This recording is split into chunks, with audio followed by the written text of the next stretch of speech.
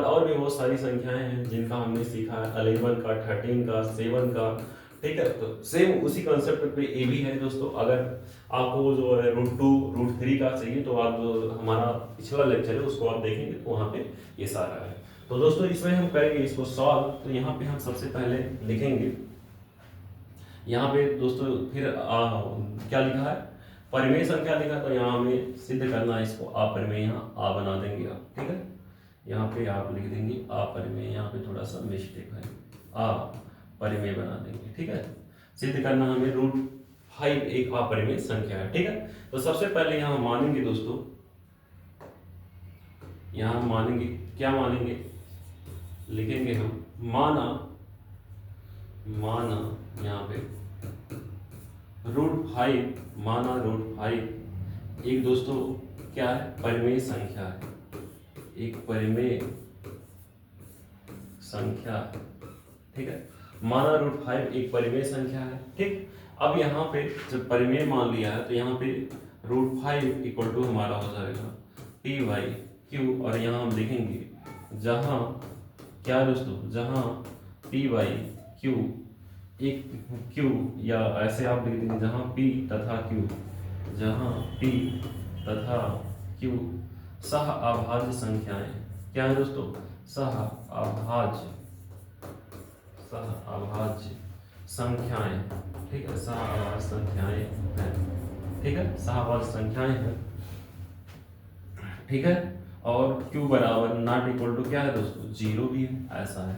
यहाँ पे दोनों पक्षों का हम वर्ग कर देंगे तो यहाँ पे हो जाएगा दोस्तों आपका स्क्वायरिंग बोथ साइड, या दोनों पक्षों का वर्ग करने पर, दोनों पक्षों का वर्ग करने पर, तो ऐसे आपको पूरा डिटेल लिखना पड़ेगा दोस्तों। दोनों पक्षों का वर्ग करने पर, करने पर क्या हो जाएगा दोस्तों, √5 का स्क्वायर, √5 का स्क्वायर ऐसे आप लिखेंगे, ठीक है। √5 का स्क्वायर इक्वल टू p/q का भी स्क्वायर कर देंगे, ठीक है, ऐसे हो जाएगा। अब दोस्तों √5 का स्क्वायर 5 हो जाएगा, यहाँ पे p का स्क्वायर p स्क्वायर, और यहाँ पे q स्क्वायर, और यहाँ पे दोस्तों p स्क्वायर बराबर हो जाएगा 5q स्क्वायर हो जाएगा, ठीक है। इसके बाद क्या करना है, यहाँ पे हम ऐसे लाइन ड्रॉ कर देंगे। अब हम कहेंगे इसको इक्वेशन आप बना देंगे, ठीक है। इक्वेशन हमारा क्या हो गया दोस्तों, फर्स्ट हो गया। अब क्या करना है, यहाँ पे हम कहेंगे चूंकि p स्क्वायर इसे 5 से क्या हो जाएगा, विभाज्य हो जाएगा, या एक लाइन और आप यहाँ लिख सकते हैं, यहाँ पे लिख देंगे p स्क्वायर बाई क्या लिख देंगे दोस्तों, p स्क्वायर बाई यहाँ पे 5 लिख देंगे, p square by 5 equal to यहाँ पे q स्क्वायर। यहाँ p स्क्वायर 5 से क्या है दोस्तों, p स्क्वायर 5 से विभाज्य है, 5 से क्या है दोस्तों, विभाज्य है, ठीक है, विभाज्य है, ठीक। इसलिए p भी 5 से क्या हो जाएगा दोस्तों, विभाज्य हो जाएगा, ठीक है, विभाज्य है। इसके बाद हम मानेंगे पुनः, माना, पुनः लिखेंगे हम पुनः, माना,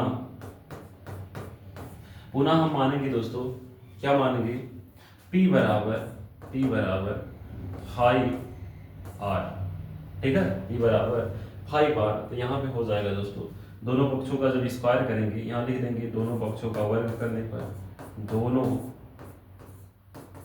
पक्षों का वर्ग करने पर, वर्ग करने पर, दोनों पक्षों का वर्ग करने पर यहाँ पे क्या हो जाएगा दोस्तों, p स्क्वायर और बराबर हो जाएगा 25, 5 का स्क्वायर 25 और r स्क्वायर, इसको हम बना देंगे इक्वेशन नंबर 2, ठीक है।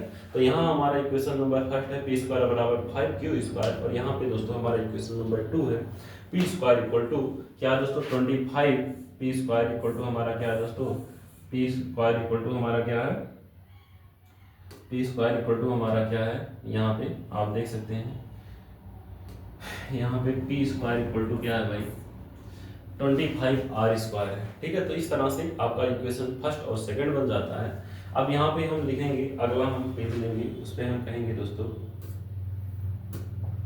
समीकरण 1 व 2 से, या from equation first and second we get, या लिखेंगे आप समीकरण 1 व 2 से, समीकरण 1 व 2 से दोनों के लेफ्ट हैंड साइड बराबर है, तो यहाँ हो जाएगा दोस्तों 5q² इक्वल टू 25r²।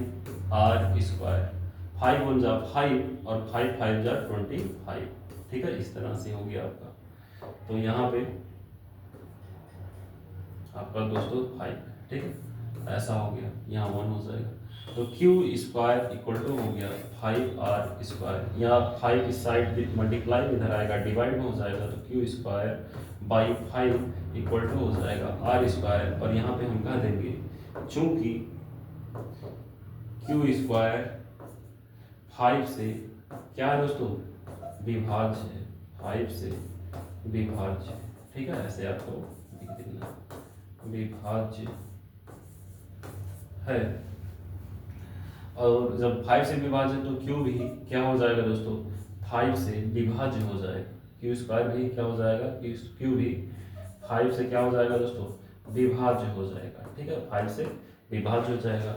अब यहाँ पे हम लिखेंगे, यहाँ हम क्या देख रहे हैं, यहाँ हम देख रहे हैं, यहाँ p तथा q, यहाँ जो है दोस्तों ये 5, ठीक है, 5 से p भी कट रहा है, 5 यहाँ 5 p तथा q का अभाज्य गुणनखंड, ठीक है, अभाज्य गुणनखंड है,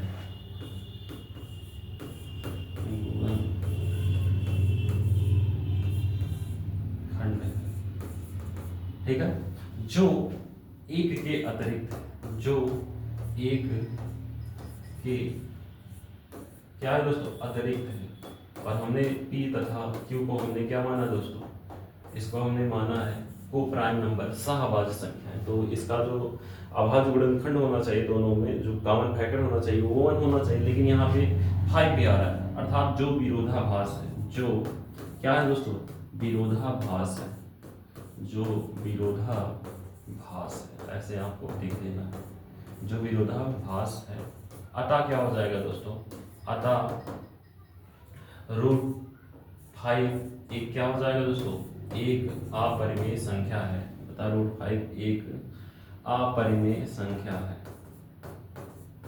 अपरिमेय संख्या, ठीक है। इस तरह से पूरा क्वेश्चन आप कर देंगे, तो इस तरह से बहुत इजी है, ठीक है, बहुत टफ नहीं है दोस्तों, आपको इक्वेशन फर्स्ट और सेकंड बना लेना है।